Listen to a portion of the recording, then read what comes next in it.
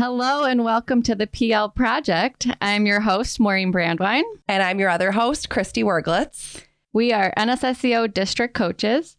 Kristie is an NSSEO district coach who has been working in the field of special education for over 10 years, working with students with diverse needs in various ages, ranging from kindergarten all the way through high school. I'm an NSSEO district coach who has been supporting individuals with developmental disabilities since 2011 as a paraprofessional, special education teacher, and an in-home ABA therapist.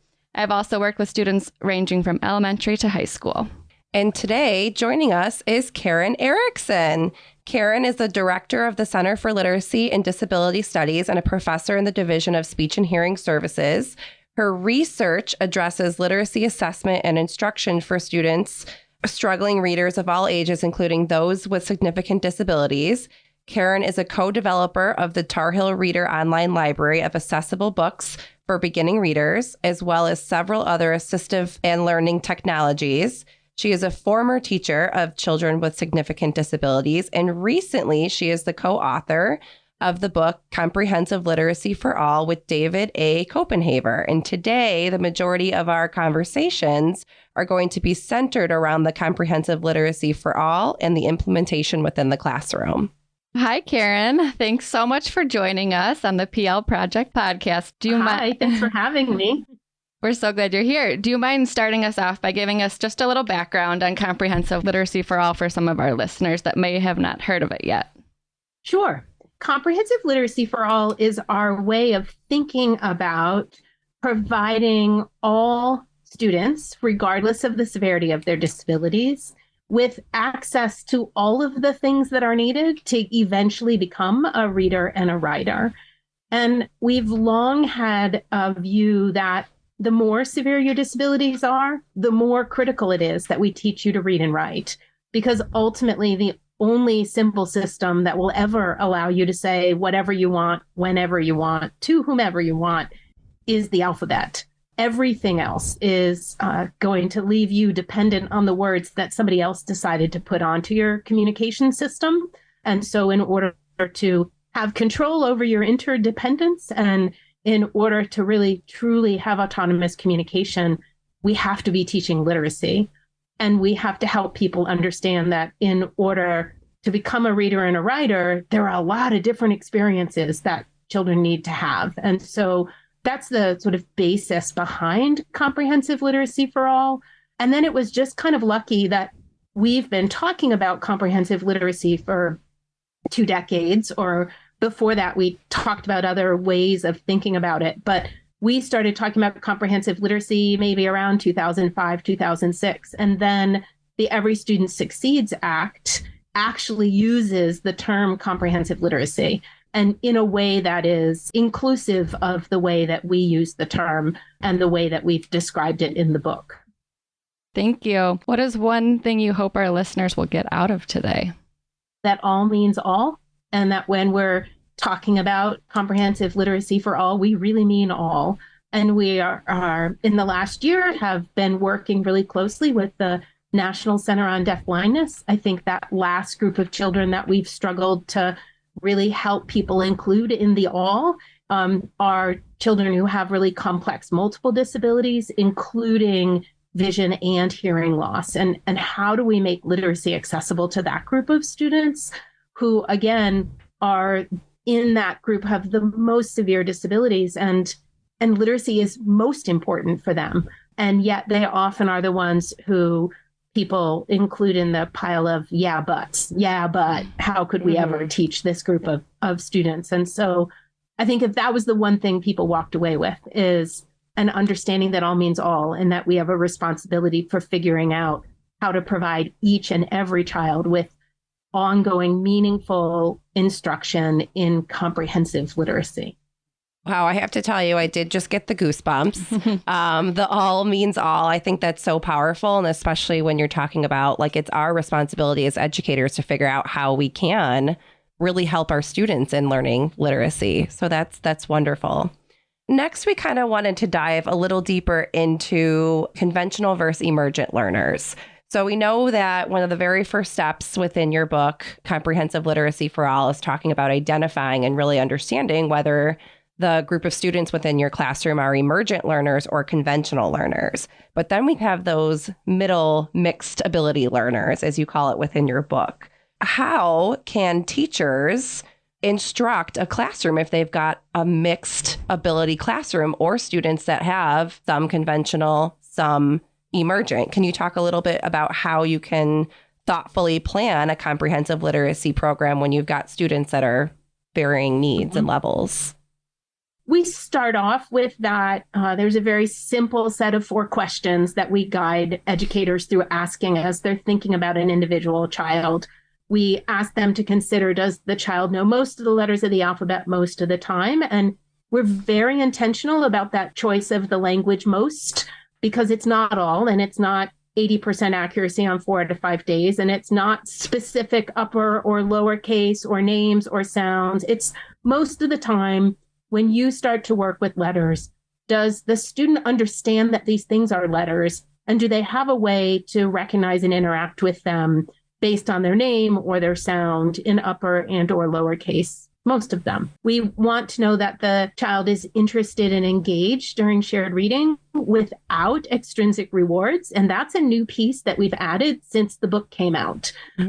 Because what we were finding is people were getting students interested and engaged during shared reading because they were going to get some big prize when they were done. Yes. Not because they found shared reading interesting and engaging. We have to have kids interested and engaged during shared reading if we're going to teach comprehension beyond really basic level memory of facts from the story, because comprehending text is an active process. And so we have to get kids to that place. We need to know that students have a symbolic means of communication and interaction. If you don't have a way to symbolically communicate, use language to communicate with other people, it's really hard for you to engage meaningfully in conventional reading and writing instruction. And our fourth question is, do they understand that print has meaning? Or do they understand that writing is about letters and words? We have gotten to the place where we ask those 4 questions because in special ed, we have a long history of thinking that you always have to start with testing before teaching. But what we were finding is that so many students with significant disabilities had no literacy learning opportunity. And then people would give them a test and the student would show they didn't know anything. And oftentimes that was then used to exclude them from instruction. And above all else, we wanted to make sure that no child was excluded, that they might get directed into emergent instruction because they haven't had previous learning opportunities, but that we didn't use the results of assessment to keep kids from getting instruction because somehow we thought they didn't have a set of prerequisite skills. So all kids fit either into the emergent or the conventional. So you might have students who have yeses to 1, 2, or 3 of those questions. But if they have a no to any one of those, they're still emerging. They're not conventional until they have 4 yeses. And so, as you've said, we'll have a classroom where we have individual students who are emergent and other students who are conventional. And in the book, we describe a set of emergent literacy instructional routines and a set of conventional literacy instructional routines. And when we have mixed classrooms, we integrate those two. So, for example, in a classroom where we have students with mixed abilities, we would do shared reading with all of the children. We would do things like predictable chart writing. Even with our conventional students, it's an emergent routine, but we can differentiate it by including the conventional students in helping us actually spell the words and write and punctuate the sentences, and have them during the later steps when we're really working on emerging concept of word and rebuilding the sentence. Our conventional students can be taking their sentence and writing a story that expands on that, or somehow differentiating it up for them. We have to teach our emergent students about the alphabet and phonological awareness, and we'll do that while we're teaching conventional phonics and decoding with our conventional kids. And so toward the end of the book, we actually talk about what does it look like to integrate the routines from the two. ultimately, we're trying to maximize the amount of time that children spend with the teacher. And so you'll find lots of small group instruction as opposed to one-on-one. So small group differentiated instruction rather than one-on-one, really targeted, skills-based for individual children. We just had another study that was recently done, but there's a history of them, that our kids with significant disabilities, teachers are working really hard. Mm-hmm. And we've seen really nice changes in the amount of time that teachers are focused on teaching literacy every day, but it hasn't changed the amount of learning opportunity for individual children, because teachers are teaching for 2 hours, but individual kids are getting 15 minutes of targeted instruction every day. Mm-hmm. And we're trying to shift that and help teachers think about taking small groups, or depending on how large the classroom is, it might be the whole group in the classroom, and engage students in differentiated group instruction in order to dramatically change the amount of time that each individual child is engaged in meaningful literacy instruction. Mm-hmm. So 2 things that I loved that you said was, it doesn't need to be like an all emergent class or an all conventional class. It can be a mixed ability class as long as you're intentional about which you're teaching, which components you're teaching.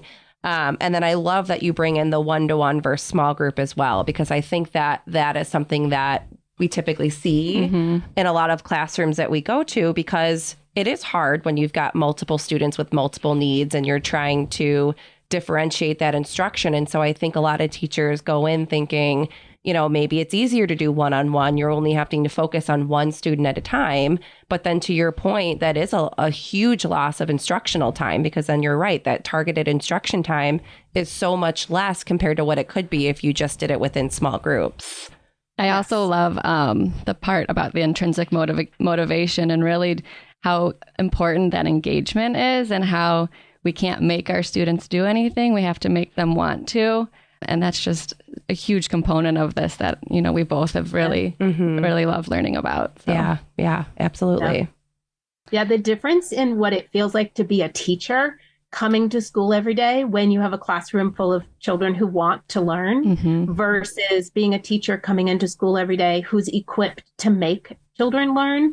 Because when you make that shift away from lots of first then, lots of having students earn, like, what are you working for today? In one of our research projects that we have going on right now, which interestingly, given the question that you've asked, we're focused on helping teachers provide comprehensive literacy and communication instruction in mixed ability classrooms. That's exactly what we're targeting. And the project is called Building Bridges. And we're trying to help people get away from thinking that somehow there's a transitional stage in the middle, because what we've learned is it's just one more place where our students get stuck.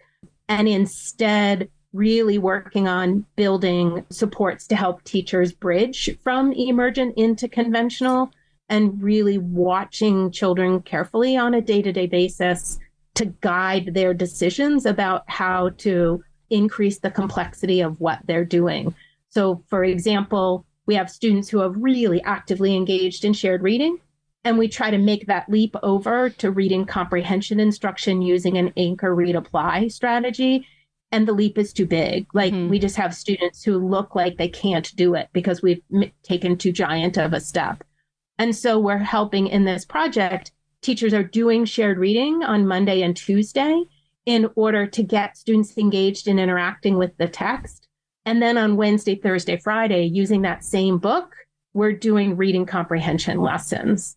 And as soon as we have students who on the very first read are really initiating and making meaningful connections and linking the book to their own experience and potentially to other texts, that lets us know that next time we introduce a new book, let's just start with comprehension. But until we get kids to that point, we're building this basis for them. We're helping to bridge them toward conventional instruction by using those emergent strategies to build some background knowledge and experience with the book, and then moving into the conventional instruction. So you're not adding another level in between. You're not adding that transitional level. You're really just differentiating and using that bridge to support those emergent learners to then move towards those conventional skills. Correct. So I feel like we've touched on this a little bit, but talking about what is your vision for how comprehensive literacy for all, how does it look like in the classroom? I know you mentioned using some small groups, but what other components do you see using throughout the day? And as like a teacher who first wants to get this started in their classroom, how might they start doing this and get it up and running in their classroom? Yeah, I really want to encourage teachers to be risk takers and to recognize that repeatedly what we're finding is students benefit more from comprehensive instruction delivered imperfectly than they do from single routines delivered perfectly. Our experience in working with teachers in the work that we do in schools is that they often want to focus on just one routine until they feel really comfortable with it, and then they'll add a second routine. And part of what happens is that you'll have some students who, let's say you start with shared reading, that's not really their thing. It's going to take them a while to get to the place where they're interested and engaged and initiating. And so until you add in predictable chart writing and independent reading and alphabet instruction, the child isn't very successful with shared reading. So it never feels really good to the teacher. And so my vision is that teachers will be risk takers and that teachers will be trying to implement all of the routines, however imperfectly, rather than thinking that they're going to master one and then they're going to add the next and then they're going to add the next. And I think we can all look at the experience of our students for years, where when we task analyze things and break it down and we teach them each one of those steps to mastery, they can master each step, but they rarely put it all together and are able to use those things independently. And I feel like there's a lesson in that for us as teachers, that you can break it down and you can feel really good about each of those pieces. But until you're actually doing it all, it's just never your kids aren't going to get to where you want them to be. And so that's been a big push for us, is to get teachers to really sit down. I think this is like, choose a book. Mm-hmm. What's the book you're going to use this week? If you're emergent, what are the 5 shared reading lessons you're going to do with that book this week? Mm-hmm. What's the predictable chart writing lesson that you're going to do that somehow has a topic and a sentence stem that's related to that book? What are the letters that you're going to focus on in your alphabet instruction, having a different letter that you're focused on each day? What are the phonological awareness activities that you're going to teach explicitly and that you're going to embed in the day? And then how are you going to make sure that your students have access to a pencil to do independent writing? And that we think about trying to get through every one of those routines. And if this week means that you're just doing one each day, that's a great start. At least across this week, students have access to all of those pieces. And your goal is to get to the place where you're doing each one of those routines each day. Mm-hmm. And creating the time in lots of our separate special ed settings for that much instruction is a challenge. But trying to get teachers to think about cycling through those routines and not going back to repeat the first one until you've taught every one of them. Mm-hmm. And that right now you might get through the cycle one time this week, and then your goal is 2 times. And once you get through it twice, then you have a goal to get through it 3 times a week, and really help teachers systematically move toward being able to do all of the routines each day in a week. And that's the point at which I think we start to see shifts in what's happening for students with significant disabilities. Right now, if you're only getting 15 minutes of literacy instruction every day, we could put that in place in general first grade classrooms, and schools, there'd be uproars because students wouldn't be learning to read and write during first grade. Mm-hmm. It's just not enough time. Right. And so how do we increase that time? Mm-hmm. Mm-hmm. I think you highlighted some key things for teachers if they wanted to start prepping or preparing over summer, if they know their students. You mentioned the shared reading. They could pick a book and plan out those lessons for the different purposes each day. Your predictable chart writing, coming up with some of those sentence stems. So some of those I think would be a great way for a teacher to start this summer, just to find those books, and that would take away a lot of the planning that would then happen during the school year. I like too that you bring up being mindful and conscious of how can we increase our literacy time throughout the day, because I back to that instructional loss time where, you know, when we do have all of those different rotations and half of them are sensory or play, you know, we really are missing out on a lot of academic or literacy time. And I think that that does really impact our students. Or when we isolate only one skill, we're only working on phonics, we're missing a whole other side of this comprehensive approach of comprehension, writing, independent reading, all of those things. Yeah. And depending on the level, if you happen to be in a classroom where most of your students are conventional, we would be planning out the same sort of cycle. And depending on the level of the students, if they're conventional, but they're really beginning sort of first grade level readers, regardless of what their age is, we would be choosing a book. But instead of planning 5 shared reading lessons, we might do shared reading on day 1. And then we'd plan for anchor, read, apply, reading comprehension lessons. And we'd identify within the scope and sequence of the program that we're following to teach phonics, what are the 5 lessons that we're going to teach this week? And what are the skills that we're going to focus on in our writing mini lessons this week?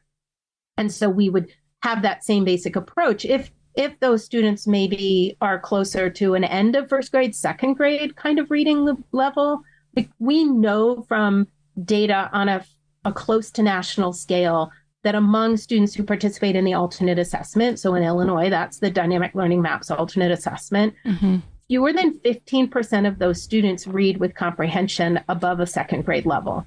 So the vast majority of students that we're talking about are reading with comprehension below a second grade level.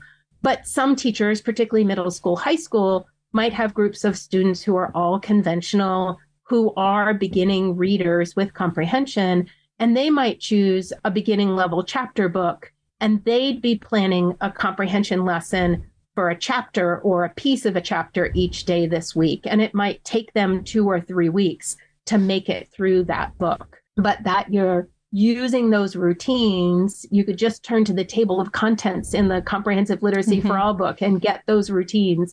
But there are also so many resources online. On the emergent side, we have our Project Core and our Tar Heel Shared Reader, which is sharedreader.org, where you can get resources for planning and implementing the emergent literacy resources. And then there are so many examples of free online resources to support writing lesson plans, to support comprehension, and writing mini lessons, which are really the 2 primary places to be planning for the conventional literacy learners. Now, when we think about a curriculum that really kind of encompasses this whole comprehensive literacy for all approach, I know that Readtopia and Readtopia Go kind of is that curriculum. What do we do for teachers that aren't using that curriculum, or what advice can you provide teachers on how to incorporate some components of comprehensive literacy for all if their district is requiring them to do a different curriculum other than Readtopia or Readtopia Go? Yeah, I think it depends which other curricula that they're using. So, for example, one of the largest selling programs targeting students with developmental disabilities historically has been the Edmark series. PCI is another very common series.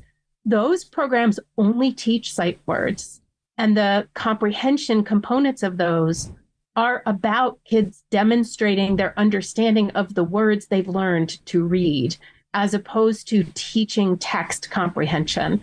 And so I would encourage those teachers to look at what is it that the program that they have teaches? Like, what are the routines that are actually addressed, or what are the skill areas that are actually addressed? And then to be building around that the rest of their comprehensive program. There are programs that are also quite popular right now, like the unique learning systems. The most important thing there is turn off the symbols. Symbol-supported text is getting in the way of many of our students learning how to read and write. It feels like it's such a great thing to adults who are literate. The research is overwhelming that graphics, so when we put picture supports above each of the words in the text, makes it more difficult for students to learn how to read. And how it became the case that we're doing this practice that is making it more challenging for our students to learn to read is amazing to me. ULS has a very simple feature. You can turn off the picture supported text and end up with text that you can use to be teaching comprehension, text that students can choose to read during their own independent reading time. There are good supports in there as starting places for teaching phonics and decoding and spelling. And they've recently announced that they're releasing a more systematic approach. I haven't had a chance to review it yet, but looking at that, and then thinking really honestly within these programs, what are the parts of comprehensive instruction that are being addressed? And what are the pieces that are missing that need to be added? Mm-hmm. Almost always writing needs to be added. Mm-hmm. So for example, Readtopia. Readtopia, I think, is a really great program. The Center for Literacy and Disability Studies has had a major role in developing it. And I don't personally get any royalties from the sales of that product, but the Literacy Center does. So I want to disclose that. We use those resources to support Ph.D. students so that we can build a future generation of researchers in this area. Full disclosure there. But it doesn't have specific explicit writing instruction built into it. And so people who have access to Readtopia would need to be thinking about how they're going to add to it in order to help kids learn about writing and spelling and how to do those two things in order to communicate with the world. So I think regardless of what the program is, you want to think about what is it that it does and doesn't do, and how do I add to it? Mm-hmm. I think the other piece too is adding that personal connections for students, right? So like, what are their interests and what's going to motivate them to be engaged? And, Readtopia has their themes and their topics that don't necessarily include students' interests. So you might have to add that in as well.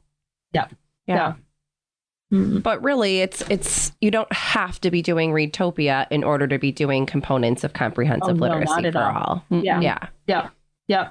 It's really just knowing your curriculum and, like you said, knowing what it has, what it's offering, what it's missing. And then as a teacher, your responsibility to kind of make sure that you're building in some of those other components that maybe it lacks. Mm-hmm. Yes. Yeah. Okay. So what qualifies a student as being a student with a significant disability? And what criteria do you use to determine if the comprehensive literacy for all approach would be beneficial? Just thinking of like self-contained special ed classrooms, how might a teacher know if comprehensive literacy is the framework that they should use? Do like essential elements, Common Core, do those play a role in the decision making? How might they know? Yeah. So our federal education law mandates that all students have access to comprehensive literacy every day. And I think that the Comprehensive Literacy for All book provides a vision for how do you do that with all students. In our view, this idea of significant disability is kind of a catch-all phrase to mean students who are generally excluded from literacy learning. So it might include students who have complex communication needs. It might include students who have multiple disabilities. It might include students who have cognitive disabilities, but that it really is focused on how do you make the comprehensive literacy that's mandated for all students accessible to the students who you might otherwise think couldn't be successful with it. When we wrote that book, two of the people we sent it to first to get their input on it are general education elementary literacy experts, Jim and Patricia Cunningham. And they wrote back, and we wanted to make sure that we had gotten the literacy details right, and were pleasantly surprised when they wrote back and said, you could use this book in an elementary methods classroom to help teachers know how to teach beginning literacy to any students. Right now, I get lots of questions from people who say, how does this relate to the science of reading? It is the science of reading for students with significant disabilities. We are very explicit in the chapters on words and the chapter on alphabet and phonological awareness about the ways that we explicitly and systematically teach those skills. but also make the case that a huge number of students with significant disabilities can't use speech to communicate, or their articulation is so difficult to they're difficult to understand. And so, for example, you don't know if they've just said a short I or a short E or a short U or a short O. And so we need to have other ways that they demonstrate that. We can't always use the same systematic or synthetic phonics approaches, the Orton-Gillingham-based approaches that we use with students oftentimes who have dyslexia or high incidence disabilities. So we would argue that if the child is alive, they're a candidate for comprehensive literacy instruction. Mm-hmm. And what we've tried to do is lay out a path for how do you get started, and then how do you move children who have started to have some success, how do you continue to move them forward toward increasingly conventional ways of using print to interact and understand the world? Yeah, so this is just strong literacy instruction, right? And as you were saying, it really truly can benefit all students, but the approaches that you guys have in the text is really just how to gear it towards students with significant disabilities.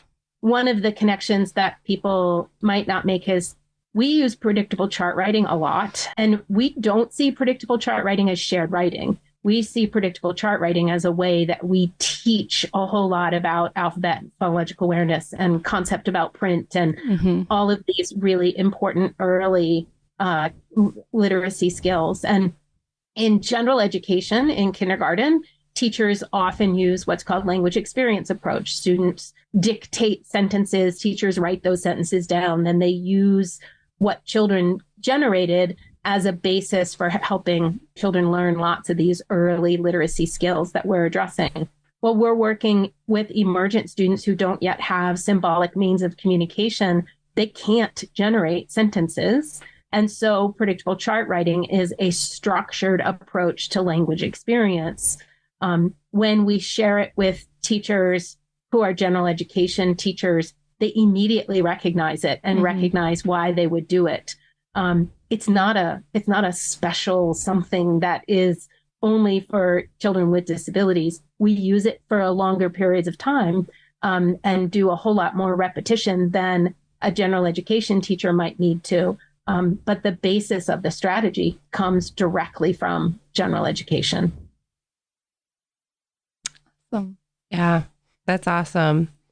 We really enjoyed talking with you today. I think one of my biggest takeaways was one of the very first things you said today, which was that all means all. So every student has the right to be able to enhance their literacy skills. Our responsibility as educators to find what's going to motivate them and to find ways that we can provide them that literacy instruction meaningfully.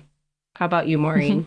The piece of comprehensive instruction done imperfectly is better than doing an isolated skill perfectly. So really focusing on that comprehensive approach and working on all those different skills for literacy versus just focusing on one single component. One last question before we get into our rapid fire questions. So we want to know, what is something that empowers, inspires, or connects you? I feel really fortunate that while I'm a researcher and a university professor, our work is in public schools with teachers and with kids. And the thing that keeps my fire going all the time are the days that I get to spend in classrooms, are the times that I connect with a student and they're able to demonstrate something that their teachers weren't sure that they could do, or the parents who follow up with me and send me the short video clip of their child doing something that they were sure they would never be able to do. In the end, that's where it all goes back to for me, is that what difference is this making on Monday morning?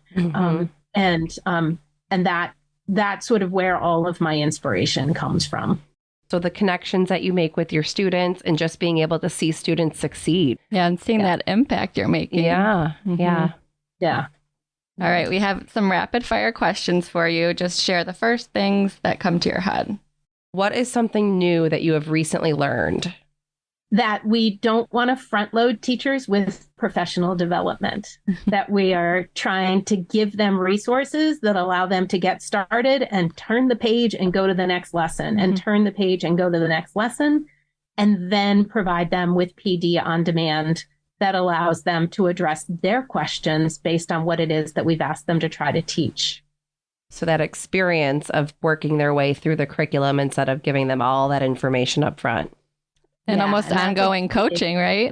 Yes. And that's been a big shift for us, where we're just flipping our traditional approach on its head. So who was your favorite teacher growing up?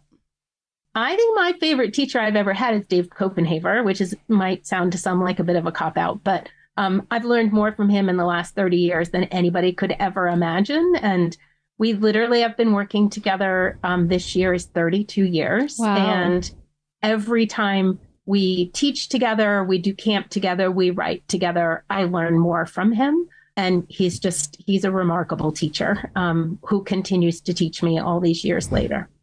That's amazing. That is. What book are you currently reading? This is always one of my favorite questions to ask.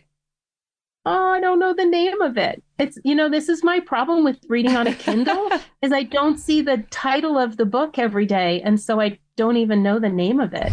I have the same issue. I'm a Kindle reader as well. Yeah. How about a short summary of what it's about? My favorite book that I've read this past year. Can I do that instead? Yeah, that sounds good. Is Where the Crawdads Sing.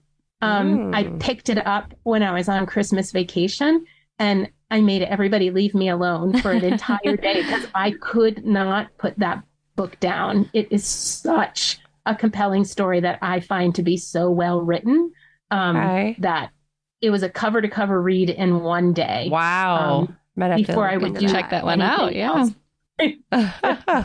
Yeah. Okay, so where are the best places to find more information out about you and your resources? I would send people to the Center for Literacy and Disability Studies website. And from there, you'll be able to link to all of our project-specific program. And all of our stuff, I should say, almost all of our research for the last 10 years has been funded by the United States Department of Education, Office of Special Ed Programs, through funding that allows us to create all of our resources as open source resources. And that means you can take them and use them in any way that you want to. And so Project Core is focused on students who are very beginning symbolic communicators. They don't have any symbolic communication yet, and you're trying to teach them. And it provides professional development on how to teach communication in the context of all of the emergent literacy routines. Tar Heel Shared Reader, which is at sharedreader.org, is focused on shared reading as a way to systematically move kids towards more successful symbolic communication initiations and eventually reading comprehension. Our newest project, Building Bridges, have just started our pilot work. And so over the next year, there will be so many resources appearing on that site. But if you go to the Center for Literacy and Disability Studies website, you'll be able to link to all of our projects and all of our resources and materials, case studies of children who are deafblind learning to read and write and communicate. A wide range of resources and materials are there. Wow. Awesome. Yeah. So many resources. Yeah. Thank you. And we'll definitely make sure to put those in our show notes so that everyone can have access to that easily as well. Thanks. Thank you so much for your time today. It was such a pleasure to talk with you. Yes, we were so excited to talk with you. We appreciate you so much for just coming on and answering all of our questions. And we look forward to having you on our May date as well. Maureen, do you want to talk a little bit about that?